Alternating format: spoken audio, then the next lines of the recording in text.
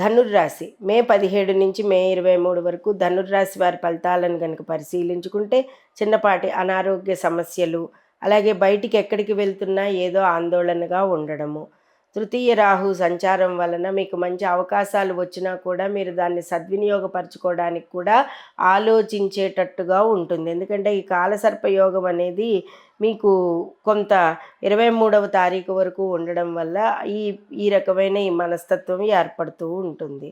అలాగే షష్ఠ రవి చంద్రబుధుల వలన కొంత ఉష్ణ బాధలు, అలాగే తండ్రితోటి మామగారితోటి చిన్నపాటి విభేదాలు, తల్లిదండ్రులతోటి మా అత్తమామలతోటిను విభేదాలు, ఇవన్నీ మీకు కనబడుతూ ఉంటాయి. సప్తమ గురు శుక్రుల వల్ల భార్యాభర్తలు అనుకూలంగా ఉంటారు.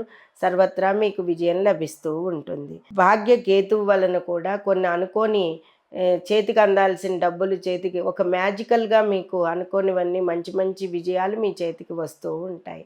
ఎప్పటి నుంచో మిమ్మల్ని ఇబ్బంది పెడుతున్న వారి వల్ల కూడా మీరు వాళ్ళని ఇబ్బంది పెట్టామే అన్నట్టుగా వాళ్ళు ప్రవర్తించేటట్టుగా శుభవార్తలు వింటారు.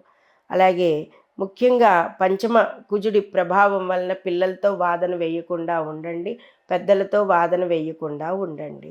ఇక కుజు ప్రభావం వలన కుటుంబంలో ఎటువంటి సమస్యలు రాకుండా ఉండడానికి సుబ్రహ్మణ్యేశ్వర స్వామి అష్టోత్తరం పఠనం చేసుకుంటూ ఉండడం, దత్తాత్రేయ చరిత్ర ఈ వారమంతా పారాయణ చేసుకోవడం వల్ల రాహు కేతువుల యొక్క ప్రభావం కూడా ఎక్కువగా లేకుండా ఉండి కుజ ప్రభావం వల్ల కూడా మీకు ఇబ్బందులు లేకుండా ఉండడం అనేది జరుగుతుంది. ఇక సప్తమ శుక్రుడు గురుడు సకల విజయాలను మీ సొంతం చేయడానికై ఖడ్గమాలను పారాయణ చేసుకోండి. నిత్యం లక్ష్మీ పూజ చేసుకోండి. గృహశాంతికై లక్ష్మీదేవిది ఒక నామం ఉంది, సదాశాంత సదాచిత్త గృహఛిద్ర నివారిణి. ఈ నామాన్ని కూర్చున్నప్పుడు ఈ వారమంతా పఠించుకోవడం వల్ల గృహంలో శాంతి నెలకొని ఉంటుంది. సర్వత్రా మీరు అన్ని విషయాల్లోనూ కూడా సమాంతర ఫలితాలతో విజయంతో ముందంజలో ఉంటారు.